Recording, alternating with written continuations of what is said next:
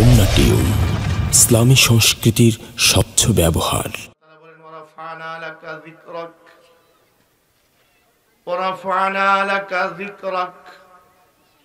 হে নবী, আপনার খ্যাতিকে আমি উঁচু করেছি, আপনার মর্যাদাকে আমি উঁচু করেছি, আপনার শানকে আমি উঁচু করেছি। আল্লাহ তার প্যারা নবীর শান কত উঁচুতে নিয়েছেন এ কথা একমাত্র আল্লাহই বলতে পারে। কতটুকুন উঁচুতে আল্লাহ তার নবীর মর্যাদা নিয়েছেন শুধু আল্লাহই বলতে পারেন। এই রাসূলের মর্যাদা কত বড় সেটা শুধু নির্ণয় করতে পারেন আল্লাহ। আমরা শুধু এতটুকুন বলতে পারি, লা ইউমকিনু সানাউ কামা কানা হাক্কুহু বাদা খুদা বুজুরগুতুহি কিসাই মুখতাসারি। আমরা শুধু কবির ভাষায় এতটুকু বলতে পারি যে নবীর শান আর মর্যাদা যেমন, এমন শান আর মর্যাদা বয়ান করা কোনো মানুষের পক্ষে সম্ভব না। শুধু এতটুকুন বলতে পারি, আমার আল্লাহ রব হিসাবে সর্বোচ্চ মর্যাদায়, আর মাখলুকের মধ্যে নবী সর্বোচ্চ মর্যাদা।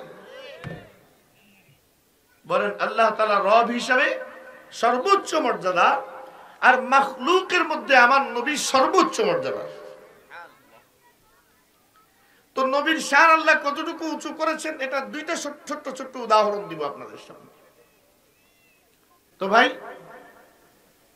আপনারা সকলেই একটা প্রসিদ্ধ ঘটনা জানেন, আল্লাহ রাসূলের মেরাজের ঘটনা জানেন না ভাই? মেরাজের কথা জানেন?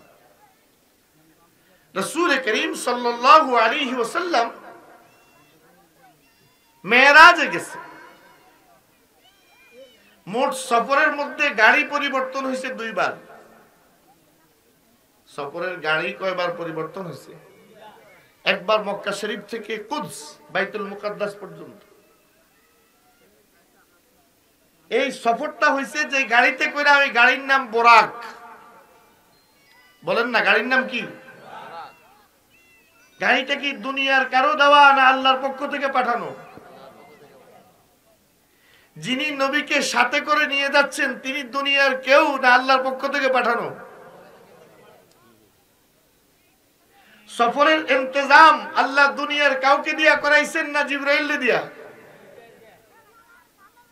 আল্লাহর হাবিব তো শুয়ে আছে উম্মে হানির ঘরে, হুজুরের আপন ফুফাতো বোন, চাচাতো বোন উম্মে হানি বিনতে আবি তালিব, আবু তালেবের মেয়ে উম্মে হানি। হুজুর ওনার বাসায় ছিলেন, হারাম শরীফের সাথেই। ওখান থেকে জিবরাইল জাগাইছেন, হুজুরের ঘুমের চাপ, উঠে হাতিমে কাবার ভিতরে যায় এসেছেন। ওখান থেকে আবার জাগাইছেন, আল্লাহ হাবিব উঠে হাজরে আসওয়াদের সামনে এসে শুয়েছে, ঘুমের খুব চাপ, মাঝরাত। তো জিবরাইল আলাইহিস সালাতু ওয়াস সালাম বলতেছে, কুম ইয়া হাবিবি কাম তানামু, আমার বন্ধু উঠেন। জিবরাইল বলেন, আমার বন্ধু উঠেন। অথবা আল্লাহর কথাকে জিবরাইল নকল করতেছেন, কুম ইয়া হাবিবি কাম তানামু, আরে বন্ধু উঠেন না, আমার পুরা আসমান আপনার ইন্তজারে, আমার আরশ আপনার ইন্তজারে, আমার পুরা মালাকুত আপনার ইন্তজারে, লৌহে মাহফুজ আপনার ইন্তজারে, জান্নাত আপনার ইন্তজারে, আপনার দিদারের জন্য অপেক্ষা করতেছে। আর কতক্ষণ ঘুমাবেন? উঠেন, উঠেন। সুবহানাল্লাহ। রাসূল উঠলেন, তাড়াতাড়ি করে উঠলেন। হযরত জিবরাইল আলাইহিস সালাতু ওয়াস সালাম ছোট্ট একটা অপারেশন করলেন। বুকটা ছিঁড়ে কলবটাকে জমজম দিয়ে ধুইলেন, আবার ফিট। জাগাত অপারেশন, সাকসেসফুল অপারেশন। আবার সঙ্গে সঙ্গে সিলাইও কমপ্লিট, জোড়া লাগাও কমপ্লিট। জোরে কন্যা নেয়া সুবহানাল্লাহ। তাহলে অপারেশন করার সঙ্গে সঙ্গে, সিলাই করার সঙ্গে সঙ্গে 1 সেকেন্ডের ভিতরে সুস্থ করে দেওয়ার মতো ক্ষমতা আছে কার? তো সুস্থতা চাইবেন কার কাছে? আপনার রোগ যত কঠিনই হোক না কেন, আপনার বিমার যত কঠিন হোক না কেন, দুনিয়ার ডাক্তাররা আপনাকে যত কঠিন থেকে কঠিন রোগের কথাই বলুক না কেন, আমার রব যদি ইচ্ছা করেন বিনা মেডিসিনেই আপনাকে সুস্থ করতে পারে। হযরত আইয়ুব আলাইহিস সালামের পুরা শরীরে কীড়া পড়ে রয়েছে, কি চিকিৎসা? কোন চিকিৎসা নাই। দুনিয়ার মানুষ হযরত আইয়ুবকে জঙ্গলের ভিতরে রেখে দিয়েছে। আল্লাহ তাআলা বলেন, আইয়ুব একটু গড়ি দিয়া, একটু দুই একটা গোড়ানি খেয়া এই পাশে যে একটা নহর আছে, কূপ আছে, এটার ভিতরে পড়ে দাও। আযা মুগতাসালুন বারিদুন, ঠান্ডা পানি এটার মধ্যে পড়ে দাও। এই পুরা দেহ ক্ষত বিক্ষত পোকামাকড়ে ভরা। হযরত আইয়ুব একটু পানিতে পড়ছেন, একটা ডুব দিছেন, পানি থেকে উঠছেন, আল্লাহ তাআলা আগের চেয়ে সুস্থ আর সুন্দর বানায় দিয়েছে। মাঠ বড় হওয়ার কারণে সুবহানাল্লাহ শোনা যায় না, না আপনারা নিজেরা কনে না কেটে আল্লাহ না জানে। একটু জোরে বলেন না সুবহানাল্লাহ। তাইলে একটা সাধারণ কূপ, এটার মধ্যে আইয়ুব আলাইহিস সালাম কায়তুয়া পড়ছেন, সঙ্গে সঙ্গে আগের সৌন্দর্যতার সাথে আরো দ্বিগুণ সৌন্দর্যতা ফিরে আসছে। তাহলে সুস্থতা করনেওয়ালা, সুস্থতা দেনেওয়ালা একমাত্র কে? সুতরাং সুস্থতার নিয়ামত আমরা সবসময় চাইবো একমাত্র কার কাছে? আচ্ছা, এখন বর্তমান অবস্থানের একটা উদাহরণ নেন না। এই যে করোনা ভাইরাস, বোধহয় এই রামচন্দ্রপুর অঞ্চলে এই নাম আগে আর শুনেন নাই না? করোনা ভাইরাস আর শুনেন নাই? বাংলাদেশে মাশাআল্লাহ সূরা ফাতিহা এক ক্লাস কেউ জানুক আর না জানুক, করোনা ভাইরাসের নাম 16 আনায় জানে। এটা ভাইরাস। এই ভাইরাসে আমেরিকার মতো দেশে প্রায় 1.5 লক্ষ মানুষ নাই। আমেরিকার মতো কান্ট্রিতে বিজ্ঞান যেখানে অ্যাডভান্স, প্রযুক্তি technology advance, medical science advance, সব আধুনিক প্রযুক্তি তাদের কাছে, চিকিৎসা দিতে পারে নাই, ভ্যাকসিন নাই, মেডিসিন নাই। যে স্বপ্নের ইউরোপে যাওয়ার জন্য, আহা গতকালকে একটা ভিডিও দেখতেছিলাম আমরা,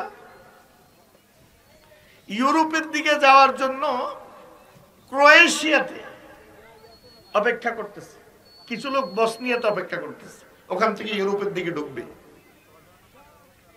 বড় কষ্টের পথ, প্রায় 1-150 কিলোমিটার পথ পায়ে হেঁটে যেতে হয় জঙ্গলের ভিতর দিয়ে। আর ওখানে পুলিশে ধরলে তো শেষ, অনেকে না খায়া পথে মারা যায়। তো এক সাংবাদিক সাক্ষাৎকার নিতেছে ডয়েচেভেল থেকে, একজনটা জিজ্ঞাসা করতেছে, আপনি এই বসনিয়ায় ইউরোপ ঢুকার জন্য কত বছর ধরে অপেক্ষা করতেছেন? 3 বছর। কতবার চেষ্টা করছেন? 50 বারের উপরে। তো আপনি এখনো আশা ছাড়েন নাই? আশা ছাড়বো কেন? যতদিন আল্লাহ বাঁচায় রাখে অতদিন চেষ্টা করে যাব, একদিন না একদিন আল্লাহ, আমার বিশ্বাস, আমার ইতালি পৌঁছাইব, এটা তার বিশ্বাস। এই স্বপ্নের ইতালি, ইউরোপ যাওয়ার জন্য মানুষ পাগল। কত লক্ষ লক্ষ মানুষ প্রতি বছর শুধু ইউরোপ যাওয়ার পথেই মারা যায়। সেই ইউরোপে লাশের মিছিল বয়ে গেছে, লক্ষ লক্ষ মানুষ রাস্তায় রাস্তায় পড়েছিল মরে, একটা মাত্র ভাইরাস। কিন্তু আপনারা আশ্চর্য হবেন, এই ভাইরাসটা যখন মানুষের দেহের ভিতরে ঢুকে, এই ভাইরাসের সাথে রোগ প্রতিরোধ ক্ষমতা মানুষের শরীরে যেটা থাকে এটা মোকাবেলা করে। এই রোগ প্রতিরোধ ক্ষমতার ভিতরে যে জিনিসগুলো আছে এগুলোর মধ্যে একটার নাম হলো অ্যান্টিবডি। এই অ্যান্টিবডি যদি কারো শরীরে থাকে, তো এই ভাইরাসটা শরীরের ভিতর ঢোকার সঙ্গে সঙ্গে ওই অ্যান্টিবডি ওই ভাইরাসটাকে চিনে ফেলে, এটা শরীরের দুশ্মন। ওই অ্যান্টিবডিটা ভাইরাসের উপর আক্রমণ করে ভাইরাসটাকে মেরে ফেলে। এটার নাম অ্যান্টিবডি। আমার সাথে একটু বলেন না, এটার নাম কি? অ্যান্টিবডি। এই অ্যান্টিবডিটা কিভাবে হবে, কেমনে তৈরি হবে? ইউরোপ ফেল, আমেরিকা ফেল, আফ্রিকার কান্ট্রিগুলো ফেল, এশিয়ার কান্ট্রিগুলো সব ফেল, অস্ট্রেলিয়ানরা ফেল। কিভাবে অ্যান্টিবডি তৈরি হবে? এত দামি খাবার খায় তারা, শরীরে অ্যান্টিবডি নাই। ফাস্ট ফুডের উন্নত মানের খাবার খায়, শরীরে অ্যান্টিবডি নাই। আর বাংলাদেশে একজন রিক্সা চালক শুধু শাকলতা দিয়া ভাত খায়, তার করোনা ভাইরাস শরীরের ভিতরে ঢুকছে, অ্যান্টিবডি করোনা ভাইরাসের গলা চিপ্পা ধইরা মাইরাও ফেলছে, সে সুস্থ হয়ে গেছে, তার খবরও নাই।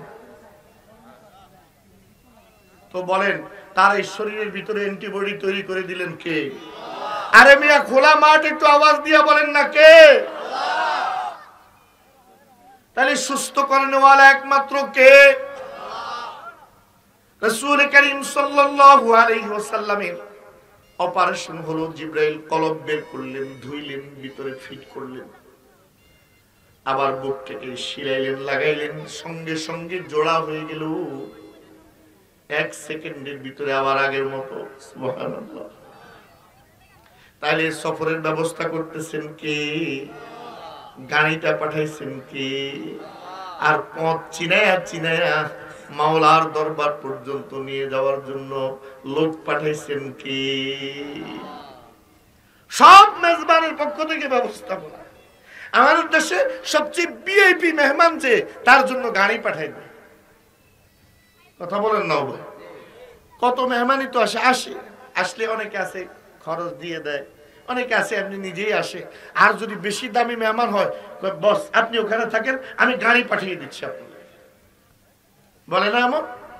আল্লাহ দুনিয়ার কোন একটা বাহনে চড়াইয়া আল্লাহ নবীকে বলতে পারতেন না, বন্ধু আপনি অমুক গাছের উপরে উঠা বসেন, অথবা অমুক একটা গাধার পিঠে, ঘোড়ার পিঠে উঠা বসেন, এটাকেই আমি আসমান পর্যন্ত লয়ে আমো। এই ক্ষমতা কি আল্লাহর আছে না নাই? কিন্তু আল্লাহ জমিনের কোন বাহন না দিয়া নিজের পক্ষ থেকে পাঠাইছেন, কারণ আসমানের মধ্যে আজকে সবচেয়ে দামি মেহমান যাবে। সুবহানাল্লাহ। এজন্য বাহনটাও আল্লাহর পক্ষ থেকে দামি। যেই লোকটা পথ দেখায় নিয়ে যাবে, সেও আল্লাহর কাছে সবচেয়ে দামি ফেরেশতা। মক্কা মুকাররমা থেকে রওনা হয়ে বাইতুল মুকাদ্দাস গেছেন, 2 রাকাত তাহিয়াতুল মসজিদ নামাজ আদায় করছেন। তারপরে এবার উপরের দিকে সফর শুরু। আরেক বাহন, গাড়ি এখন পাল্টায় গেছে, আরেক গাড়ি। দ্বিতীয় গাড়ির মধ্যে চড়ে আল্লাহর হাবিব প্রথম আসমানে, তারপর দ্বিতীয় আসমানে, তারপর তৃতীয়, তারপর চতুর্থ, তারপর পঞ্চম, ষষ্ঠ, সপ্তম আসমান। এক এক আসমানের মধ্যে রব্বুল আলামিন তার নবীকে অভ্যর্থনা জানানোর জন্য কোন ফেরেশতা মোতায়েন করেন নাই, বরং আল্লাহ তাআলা প্রত্যেক আসমানে মোতায়েন করেছেন এই জমিনের শ্রেষ্ঠ সন্তান নবীদেরকে। সুবহানাল্লাহ। মুফাসসিরিনে কেরাম হিকমত বয়ান করতেছেন যে এই নবীরা কেন আসমানে দাঁড়িয়ে দাঁড়িয়ে আল্লাহর নবীকে অভ্যর্থনা জানালো। প্রথম আসমানে বাপ আদম, দ্বিতীয় আসমানে ঈসা, তৃতীয় আসমানে ইউসুফ, চতুর্থ আসমানে ইদ্রিস, পঞ্চম আসমানে, কথা বলেন না, জানেন না? আল্লাহ সর্বশ্রেষ্ঠ নবীগুলাকে বাছাই করে করে আসমানে দাঁড় করিয়ে রেখেছেন। আপনি ফয়সালা করেন ওই নবীর মর্যাদা কত বড়। হযরত আদম আলাইহিস সালামের সাথে সাক্ষাতের পর দ্বিতীয় আসমানে ঈসা, তৃতীয় আসমানে ইউসুফ। ইউসুফ আলাইহিস সালাম, আল্লাহর হাবিব বলেন, আমি যখন তৃতীয় আসমানে গেলাম দেখলাম ইউসুফ আলাইহিস সালাম কি ফাইদান কদ উতিয়া শাতরুল হুসনি। আমি আল্লাহ নবী ইউসুফের চেহারার দিকে তাকিয়ে চিন্তা করলাম, আল্লাহ পুরা জমিনের মধ্যে যত সৌন্দর্যতা দিয়েছেন তার অর্ধেকটাই আল্লাহ হযরত ইউসুফকে দিয়েছে। কিন্তু আমার ভাইরা, আমার পেয়ারা নবী কিন্তু হযরত ইউসুফ থেকেও আরো সুন্দর ছিলেন। সুবহানাল্লাহ। আমার রাসূল কিন্তু হযরত ইউসুফ থেকেও আরো বেশি সুন্দর ছিলেন। হযরত ইউসুফ আলাইহিস সালামের চেহারা দেখে তো কিছু মহিলা হাত কেটে ফেলছে। আমার নবীর চেহারা দেখে কত কাফির নিজের কলিজা ছিঁড়ে নবীর সামনে খুলে দিছে। হযরত আম্মা জান আয়েশা রাদিয়াল্লাহু তাআলা আনহা বলেন, ইউসুফ আলাইহিস সালামকে দেখে তো নারীরা হাত কাটছে। যদি লাউ রাআইনান নাবিয়্যা সাল্লাল্লাহু আলাইহি ওয়াসাল্লাম যদি ওই মহিলাগুলো আল্লাহর নবীকে দেখতো, আমার নবীকে দেখতো, লাকাদ তানা আফইদাতাহুন্না ওয়া লাম ইয়াহসাসনা, তারা তাদের কলিজা কেটে ফেললেও টের পাইতো না। আল্লাহ আমার নবীকে ইউসুফ থেকেও এত সুন্দর বানিয়েছে। তিরমিজি শরীফের শামাইলের মধ্যে হাদিস এসেছে, হযরত জাবির ইবনে আব্দুল্লাহ রাদিয়াল্লাহু তাআলা আনহু বলেন, এক চন্দ্রোজ্জ্বল রজনীতে পূর্ণিমার চাঁদ আকাশের মধ্যে জ্বলজ্বল ঝলঝল করে, চারদিকে চাঁদের স্নিগ্ধ কিরণ, মন মাতানো দৃশ্য। পুরা মাসের মধ্যে সবচেয়ে সুন্দর রাত হলো পূর্ণিমার রাত। আরে কথা বলেন না ভাই, চাঁদটা একেবারে পুরাপুরি থাকে আকাশের মধ্যে। হযরত জাবির বলেন, আমি আল্লাহর হাবিবের পিছে পিছে চলতেছিলাম, হুজুরের সাথে সাথে চলতেছিলাম। ফাবাদাতু আন আনজুরা ইলাল কমারি ওয়া ইলা ওয়াজহি রাসূলিল্লাহি সাল্লাল্লাহু আলাইহি ওয়াসাল্লাম ওয়াল্লাযী নাফসি বিয়াদিহি লাহু আহসানু মিনাল কমারি। হযরত জাবির বলেন, আমি একবার পূর্ণিমার চাঁদের দিকে তাকাই, আবার পেয়ারা নবীর চেহারার দিকে তাকাই, আবার চাঁদের দিকে তাকাই, আবার নবীর চেহারার দিকে তাকাই, তুলনা করি কোনটা সুন্দর। আমার নবী বেশি সুন্দর না, যে পূর্ণিমার চাঁদটা বেশি সুন্দর। হযরত জাবের বলেন, ওই আল্লাহর কসম, যে আল্লাহর হাতে আমি জাবেরের জীবন আছে, আমার কাছে মনে হয়েছে চাঁদের সৌন্দর্যতা আমার নবীর সৌন্দর্যতার সামনে কিছুই না।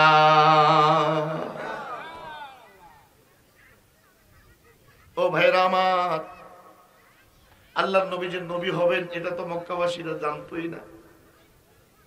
হুজুরের চাচা আবু তালিব, ওয়া বিয়াদু ইস্তাসকাল গামামু বিওয়াজহিহি সিমারুল ইয়াতামা ইসমাতুল লিল আরামিলি।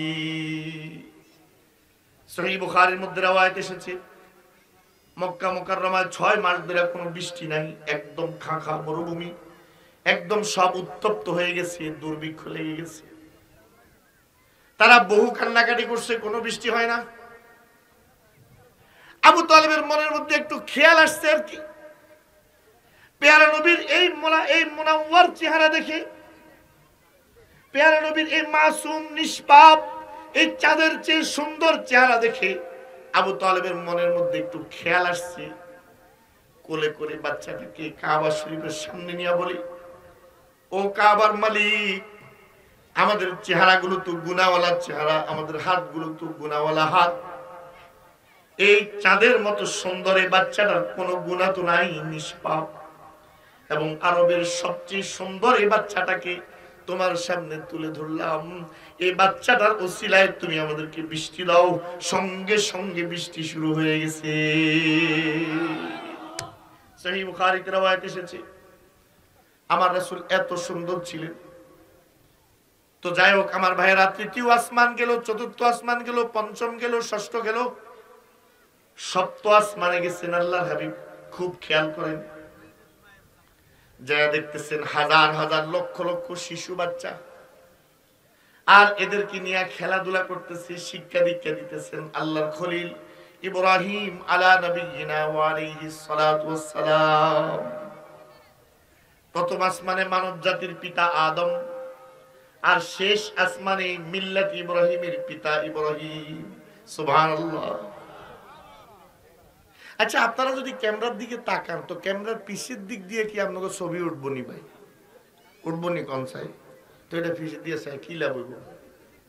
যদি এমন হইতো যে এটা সামনে দিয়েও ছবি উঠায়, পিছিয়ে দিয়েও উঠায়, তাহলে আপনারা ছায়া থাকতেন। হইতে আর দুই একজন বারবার ক্যামেরার দিকে তাকায়, বেশি আশা হলে আমার লগে দিয়ে বলেন যে চাকরি আর উঠতে দেব।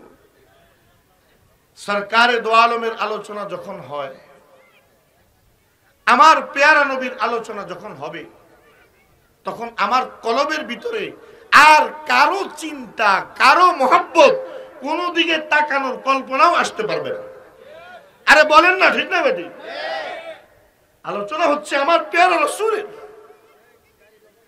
সপ্ত আসমানে যখন আল্লাহ নবী পৌঁছে গেলেন, ইব্রাহিম আলাইহিস সালাতু ওয়াস সালাম দাঁড়িয়ে সালাম দিলেন আল্লাহর হাবিবকে। সালাম দিয়ে বলতেছেন, মারহাবাম বিন নবী সালেহ ওয়াল ইবনি সালেহ, স্বাগতম স্বাগতম। কংগ্রেস, স্বাগতম। ও আমার প্রিয় ভাই, তোমাকে স্বাগতম। ও আল্লাহর প্রিয় নবী, তোমাকে স্বাগতম। ও আমার সন্তান, তোমাকে স্বাগতম। হযরত খলিলুল্লাহর সাথে আল্লাহর হাবিব একটু কথাবার্তা বলে যখন সামনের দিকে যাচ্ছিলেন, আল্লাহর খলিল ডাক দিয়ে বলেন, মুহাম্মদ বড় কিসমতওয়ালা তুমি, বড় সৌভাগ্যবান তুমি। কত হাজার হাজার বছর ধরে এই সপ্ত আসমানের এই জায়গায় বসে রয়েছি, সামনের দিকে যাওয়ার জন্য একটা ডাক কোনোদিন পাই নাই। এই 7 আসমানের মাথায় এই জায়গাটার ভিতরে হাজার হাজার বছর ধরে বসে রয়েছি, আর একটু সামনের দিকে যাওয়ার পারমিশন কোনোদিন পাই নাই। ওই দিক থেকে আমার আর কোনোদিন ডাকে নাই, ও খলিল আর একটু সামনে আসো। আজ তোমাকে দেখে আমার চক্ষু শীতল হলো, তুমি তো আমারই সন্তান। আজ তুমি আমাকে অতিক্রম করে রব্বে কারীমের আরশের দিকে যাচ্ছ। ও আল্লাহর হাবিব, ও আল্লাহর বন্ধু, তুমি বড় কিসমতওয়ালা। তোমাকে দেখে আমার 2টা চক্ষু শীতল হলো। কন্যা সুবহানাল্লাহ। হাজার হাজার বছর ধরে অপেক্ষা করেও আল্লাহর খলিল সামনে আর 1 কদম বাড়ার পারমিশন পান নাই, কিন্তু পেয়ারা নবী জমিনে শুয়ে আছেন। আল্লাহ তাআলা নিজ দায়িত্বে উঠায়া নিজের পাঠানো গাড়িতে চড়িয়ে নিজ দূত জিবরাইলের মাধ্যমে সপ্ত আসমান শেষ করে আরো উপরের দিকে নিয়ে যাইতেছেন। কন্যা সুবহানাল্লাহ। আল্লাহ তাআলা বলেন, ওয়া রাফা'না লাকা যিকরাক। এই আয়াতটা তো সবাই পারেন, আমার সাথে একবার পড়েন না, ওয়া রাফা'না লাকা যিকরাক। ও বন্ধু, আপনার খ্যাতি, আপনার যশ, আপনার মর্যাদা আমি উঁচা করেছি, আমি উঁচা করেছি। উঁচা হতে হতে হতে হতে হতে হতে আমার পেয়ারা নবী আরশে আজিম পর্যন্ত পৌঁছে গেছে। ইয়ার উপরে আর আসেনি, আরশে আজিমের উপরে আর কিছু আসেনি। وفوقه عرش الرحمن। صحيح बुखारी की रवायत है, وإذا سألتم الجنة وإذا سألتم الله فاسأل الفردوس فإنه أعلى الجنة وأوسط الجنة وفوقه عرش الرحمن। ও দুনিয়ার মানুষ, আল্লাহর কাছে যদি জান্নাত চাইবা তো জান্নাতুল ফিরদাউস চাও, কেননা সবচেয়ে দামি জান্নাত ফিরদাউস, মধ্যবর্তী জান্নাত ফিরদাউস। আর ফিরদাউসের ছাদ যেখানে শেষ, ওখান থেকে আল্লাহর আরশ শুরু। সুবহানাল্লাহ। তাহলে এবার বলেন, আরশে আজিমের উপরে আর কিছু আছে? হ্যাঁ, সবকিছুর উপরে আল্লাহ আছে। আরশ থাকলে সেটার উপরেও কে আছে? জোরে বলেন না ভাই। আরশ থাকলেও সেটার উপরেও কে আছে? ওই জায়গা তো কোন ইনসানের পক্ষে, আল্লাহর জায়গায় তো কোন ইনসানের পক্ষে পৌঁছা সম্ভব না। মাখলুক হিসেবে সবচেয়ে উপরের মাখলুকটার নাম হলো আরশ, আর আল্লাহর হাবিবকে আল্লাহ তাআলা সেখানে পৌঁছে দিয়েছে। সুবহানাল্লাহ।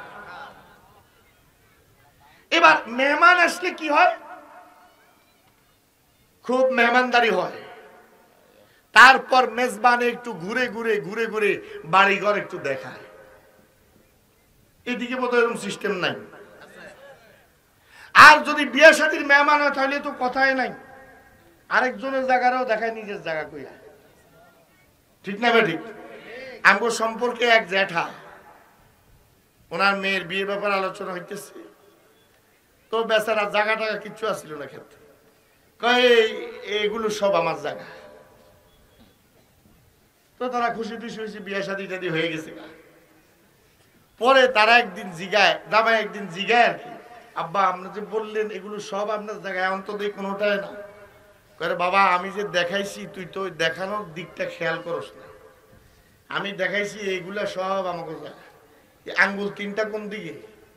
নিচের দিকে দিয়া, এইগুলো সব আমাদের জায়গা। আমার উদ্দেশ্য ছিল আমার বিডাটা ছাড়া আর কিচ্ছু নেই। ওই আঙ্গুল 3টা ফিরা আসলে বিডার দিকে। কথাটা কি বুঝছেন নি ভাই? তো দেখায় এগুলো সব আমার জায়গা, দেখেন আমার পুকুরটা দেখা যান, ঘরটা দেখা যান, ঘাটলাটা দেখা যান, ঘুরা ঘুরা সব দেখায়। আল্লাহ বলেন বন্ধু আসছেন, আপনার চেয়ে ভিআইপি মেহমান আরশে আজিমে কখনো আসে নাই, আর ভবিষ্যতেও কখনো আসবে না। আসেন আমার জান্নাত জাহান্নাম সহ আমার কুদরতের কারিশমাগুলো আপনারে ঘুরাইয়া ঘুরাইয়া দেখাই। ইমাম রাজি চমৎকার বলেছে।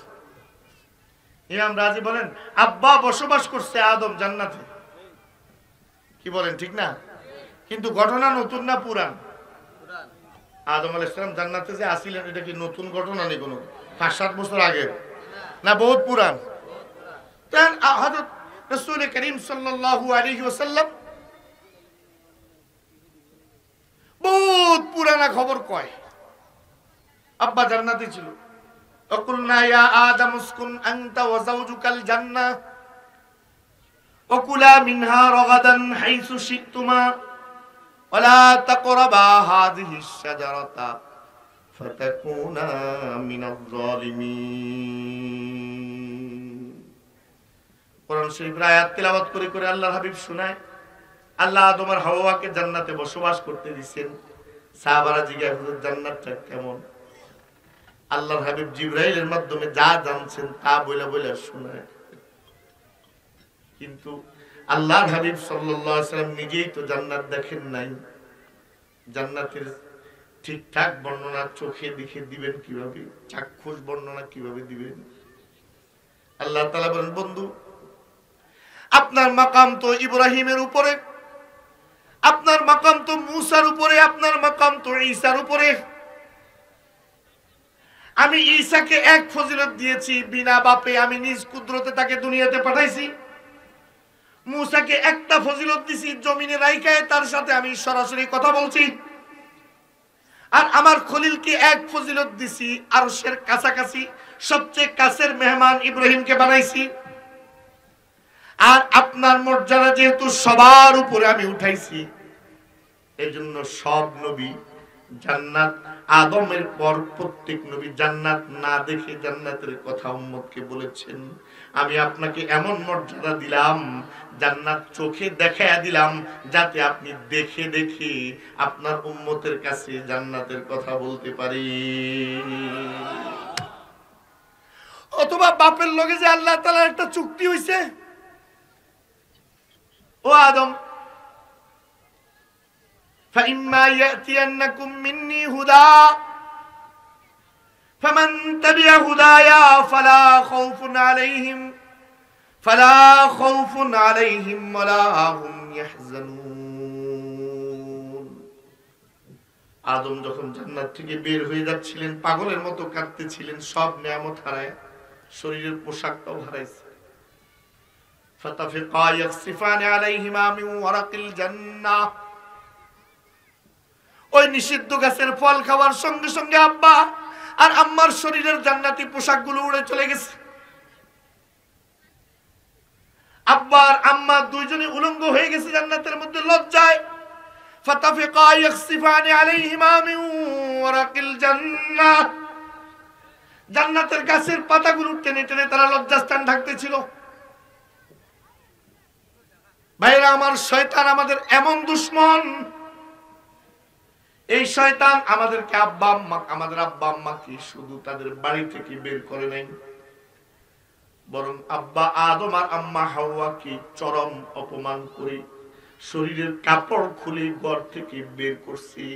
এই জমিনের মধ্যে যদি বিন্দু পরিমাণ মহব্বতওয়ালা কোনো সন্তান থাকে, নিজের বেইজ্জতি সহ্য করতে পারে, কিন্তু নিজের মা বাপের বেইজ্জতি কোনোদিন সইতে পারে না। ঠিক না ভাই? তাহলে শয়তান কি খালি আমাদেরকে বেইজ্জতি করছে না আব্বা আম্মাকে? বলেন না, বলেন না, আমাদের আব্বা আম্মাকে শুধু কি বাড়ি থেকে বের করছে, না কাপড় গুলা পর্যন্ত খোলার ব্যবস্থা করছে? তাহলে শয়তানের থেকে বড় দুশমন আর কারো জন্য অন্য কেউ হতে পারে? একটু জোরে বলেন না ভাই, হতে পারে? ইন্নাশ শাইতানা লাকুম আদুউন ফাত্তাখিযুহু আদুওয়া।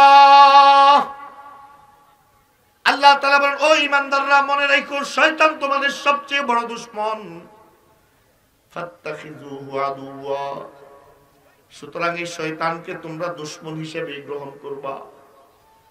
বন্ধু বানাইবা তুই বেইজ্জতি তোমার কপালে জুটবে, বন্ধু বানাইবা অপমান তোমার কপালে জুটবে, বন্ধু বানাইবা দারিদ্রতা তোমার কপালে জুটবে। ইন্নাশ শাইতানা ইয়াইদুকুমুল ফাকরা, আশ-শাইতানু ইয়াইদুকুমুল ফাকরা ওয়া ইয়া'মুরুকুম বিল ফাহশা। রব্বুল আলামিন বলেন, শয়তান যদি তোমাদেরকে দেখায় এভাবে চল বড় লোক হবি, এভাবে চল বড় লোক হবি, এভাবে চল বড় লোক হবি, তো বুঝা নিও শয়তান তোমারে ফকির বানানোর ধান্দা করতেছে।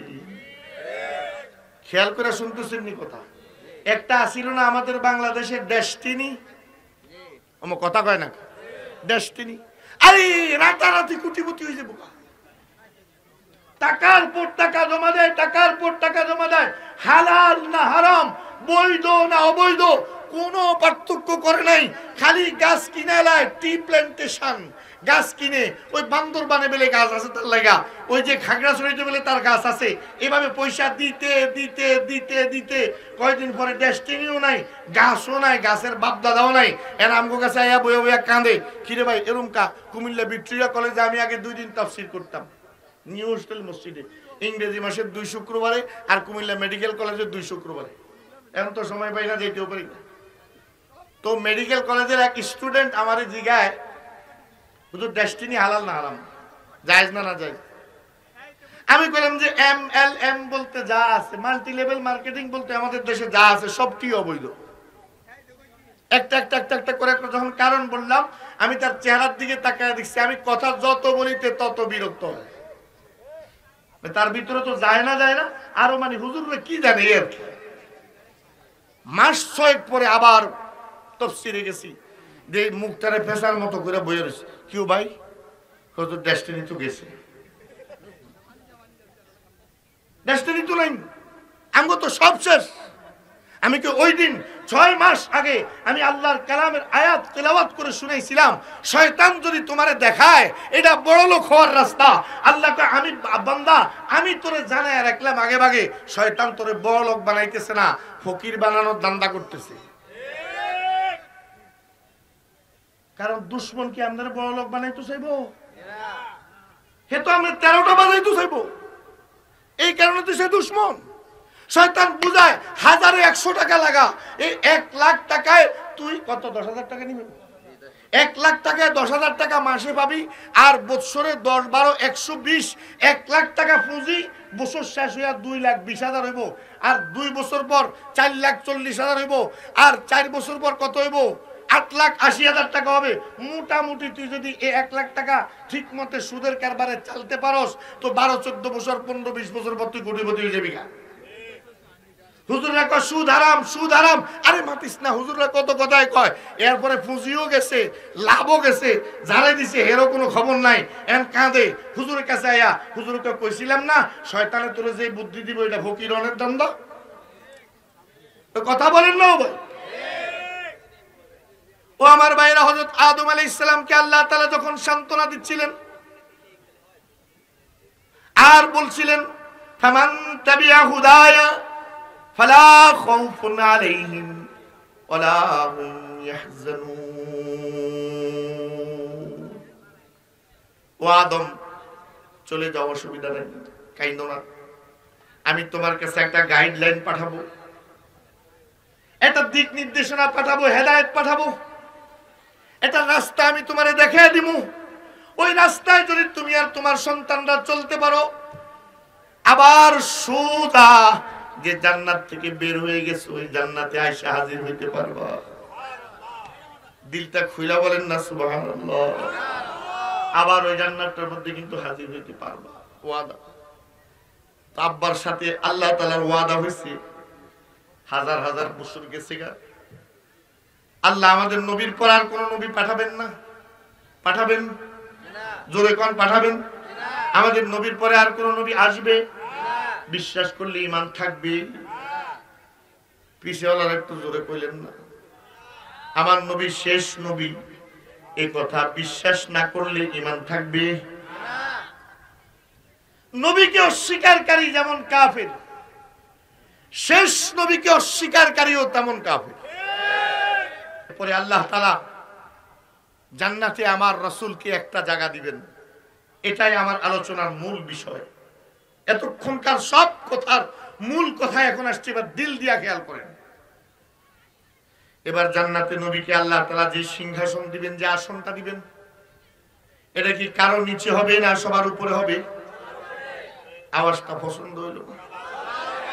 আরো জোরে কর। সবার উপরে। আমার নবীর আসনের উপরে আর কারো আসন হবে না, আমার নবীর মর্যাদার উপরে আর কারো মর্যাদা হবে না। সর্বোচ্চ মর্যাদা যখন নবীকে দিবেন, আল্লাহ উপরে নিয়ে যাবেন। রাসূল যখন এই হাদিস শুনাইতেছিলেন, সাহাবায়ে কেরাম সব মাথা নিচের দিকে দিয়ে কাঁদে, দুশ্চিন্তা। হুজুর কা কিও, আল্লাহ জান্নাতে আমাদের সর্বোচ্চ মাকাম দিবে, এতে তো তোমরা খুশি হওয়ার কথা, কাঁদো কেন, মন খারাপ কেন? সিদ্দিক আকবর মুখ খুলছেন, ইয়া রাসূলুল্লাহ, আল্লাহ তো আপনাকে সর্বোচ্চ মর্যাদা দিবেন, এটা তো আমরা জানি, এর থেকে বড় খুশির কথা তো আমাদের আর কিছুই নাই। কিন্তু চিন্তার জায়গা তো আরেকটা। প্যারা রাসূল বলেন, আবু বকর কোন জিনিস তোমাকে চিন্তায় ফেললো? মা আহজানাকা ইয়া আবা বকর ওয়া মা ইউহজিনুকা ইয়া আবা বকর, কোন জিনিস তোমাকে পেরেশান করে, চিন্তিত করলো, কও না, বুঝায় কও না। সিদ্দিক আকবর বলেন, ওগো আল্লাহর হাবিব, আমার কাছে এই জিন্দেগিতে তিনটা জিনিস সবচেয়ে বেশি প্রিয়। এক, আপনার চেহারার দিকে তাকায় থাকা। দুই, আপনার জবানের কথা শোনা। তিন, আপনার প্রত্যেকটা হুকুম নিজের জীবন দিয়া তামিল করা। আমার হৃদয় জুড়ে তো শুধু আপনি আপনি। জান্নাতে গিয়া যদি আপনি সর্বোচ্চ মাকামে চলে যান, আমি আবু বকর তো সাধারণ জায়গার মধ্যে থাকবো, সেখানে তো আপনার সাথে আমার সাক্ষাৎ হবে না, মোলাকাত হবে না। সব সাহাবী বললেন, ইয়া রাসূলুল্লাহ, চিন্তার বিষয় তো এটাই, আপনারা আমরা জান্নাতে কেমনে দেখবো? আপনি তো সর্বোচ্চ ক্লাসে চলে যাবেন, সর্বোচ্চ মাকামে চলে যাবেন, আপনাকে যদি না দেখি তো জান্নাতের আনন্দ আমরা কেমনে পাবো, কেমনে উপভোগ করব? আল্লাহর হাবিব থমকে দাঁড়ালেন সাহাবায়ে কেরামের প্রশ্নে। আল্লাহর পক্ষ থেকে দিলের মধ্যে ওহী আসলো। আল্লাহর হাবিব জবান দিয়ে ঘোষণা করে দিলেন, আল মারউ মা মান আহাব্বা, তুমি যারে ভালোবাসো তার সাথেই থাকবা। তুমি যদি আমি নবীরে ঠিকঠাক মতো ভালোবেসে থাকো, জান্নাতে আমি যেখানে তুমিও সেখানে। কোন আল্লাহু আকবার। এবার কথাটা আরেকটু পরিষ্কার করে বুঝেন। রাসূলের সাথে জান্নাতে যাওয়ার রাস্তা হইল রাসূলের ভালোবাসা। আরো জোরে বলেন, রাসূলের ভালোবাসা। রাসূলকে জান্নাতে দেখার রাস্তা হইল নবীর ভালোবাসা। রাসূলের সাথে জান্নাতে প্রতিটা মুহূর্তে দিদার হওয়ার রাস্তা হইল নবীর ভালোবাসা। আরে ভাই আরেকটু জোরে বলেন না, নবীর ভালোবাসা। এই কথাটা আল্লাহর হাবিব আরেকটু পরিষ্কার করে আরেক হাদিসে বলেছে। কারণ ভালোবাসা এমন একটা শব্দ, প্রত্যেক প্রেমিকের ভালোবাসার স্টাইল আলাদা আলাদা। আগের জামানার ভালোবাসা ছিল চিঠি দিয়া, চিঠি দিয়া, কথা কর না? আরে কত কষ্টে চিঠি পাঠাইতো, কেউ দেখে আলেনি, ফুড়ে আলেনি। আর এখনকার জামানার ভালোবাসা হইল হোয়াটসঅ্যাপ, ইমো, ভাইবার, ফেসবুক মেসেঞ্জার, এগুলো হইল এখনকার জমানার ভালোবাসা। কথা কর না কা? আগের জমানার ভালোবাসা ছিল অ্যানালগ, এখনকার জমানার ভালোবাসা হইল ডিজিটাল। আগের জমানায় তো ভালোবাসার মধ্যে কিছু শালীনতা ছিল, ছেলে মেয়েরে দেখতো না, এমনি ভালোবাসতো। কত ঘটনা আছে ইতিহাস, একবারও দেখছে অথবা ছোট থাকতে দেখছে, এমনি ভালোবাসতো। আর এখনকার ভালোবাসা মাশাআল্লাহ এত গভীরে দেয়া পুড়ছে, ভালোবাসার আগেই 3 বছর ধরে একসাথে থাকতে আছে, বিয়ার আগেই।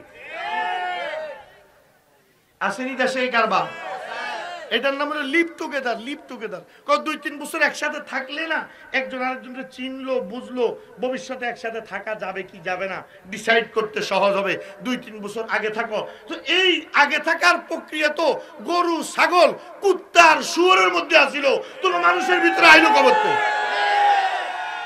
কুত্তা কি কুত্তনির লগে বিয়ার পরে থায় না আগে থায়? সারা জীবনে থায়। তো তোর আর কুকুরের মধ্যে পার্থক্য কোথায়? কথা বলেন না ভাই? কুকুর বিনা পোশাকে রাস্তায় তার লজ্জাস্থান দেখা দেখে ঘুরে, তুমিও যদি শরীরের কাপড় এভাবে খোলো, শরীরের বিভিন্ন অঙ্গ অন্যের সামনে আসে, ও আমার মা, তোমার বিবেককে প্রশ্ন করো, তোমার আর কুকুরের মধ্যে পার্থক্য কোথায়? যারা আজকে ব্যাপারটাকে উস্কে দেয়, দর্শনকে উস্কে দেয়, জেনা ব্যভিচারকে উস্কে দেয়, এরা দেখতে মানুষের মতো হলেও আপাদ মস্তক কুকুর শুকর থেকে অদম। এর মধ্যে আমাদের দেশে বর্তমানে প্রথম সারিতে আছে ৭১ টিভির কুলাঙ্গারটি। জিগায় একজন আরেকজনকে, পোশাক যদি দর্শনের জন্য দায়ী হইতো তাহলে বোরকা পরা মেয়ে দর্শিত হয় কেন? প্রশ্নটা বুঝলেন? আপনি তো নাউজুবিল্লাহ কইছেন, কিন্তু লক্ষ লক্ষ যুবক তাদের কথা হয় না, কথা তো লজিক্যাল, কথা তো যুক্তি আছে। পোশাকই যদি দর্শনের কারণ হইতো তাহলে বোরকাওয়ালি মেয়ে দর্শিতা হয় কেন? আরে বোরকাওয়ালি মেয়ে দর্শিতা হয় উলঙ্গ মেয়েগুলা দেখে দেখা তার চরিত্র খারাপ হওয়ার কারণে। যদি সব বোরকাওয়ালা হইতো দর্শনওয়ালা পাওয়া যেত না। কথা বলেন না ভাই? বোরকা হইল নারী জাতির, এই হিজাব আর পর্দা হইল নারীর ইজ্জতের জন্য চীনের প্রাচীর। বলেন না, নারীর ইজ্জতের জন্য চীনের প্রাচীর যেমন চীনকে সুরক্ষা দিয়ে রাখছে, ওই নারীর গায়ের বোরকাটা ওই চীনের প্রাচীর থেকেও বেশি মজবুত। যদি সঠিক মাপের, সঠিক তরিকার বোরকা সঠিক তরিকায় পড়ে, রব্বুল আলামিন ওই নারীর ইজ্জতের হেফাজতের গ্যারান্টি নিজে তার কালামে হাকিমে দিয়ে দিয়েছে। আজকে আমাদের দেশে যে ধর্ষণ হচ্ছে, আইন হইছে সর্বোচ্চ শাস্তি মৃত্যুদণ্ড দিবে। খোদার কসম রামচন্দ্রপুরবাসী, এই খোলা আসমানের নিচে আল্লাহকে সাক্ষী রেখে বলতে চাই, যেই পর্যন্ত অশ্লীল সিনেমা বন্ধ না হবে, যেই পর্যন্ত ইন্ডিয়ান সিরিয়ালগুলা বন্ধ না হবে, যেই পর্যন্ত ওই যে আপনার সিনেমা হলগুলা বন্ধ না হবে, যেই পর্যন্ত নারীকে পণ্য বানানো বন্ধ না হবে, যেই পর্যন্ত সহশিক্ষা বন্ধ না হবে, যেই পর্যন্ত নারীকে যত্রতত্র ব্যবহার করা বন্ধ না হবে, যেই পর্যন্ত নারীকে পর্দার ভিতরে আনা না হবে, এই পর্যন্ত খোদার কসম কোনো আইন দিয়া দর্শন বন্ধ হবে না।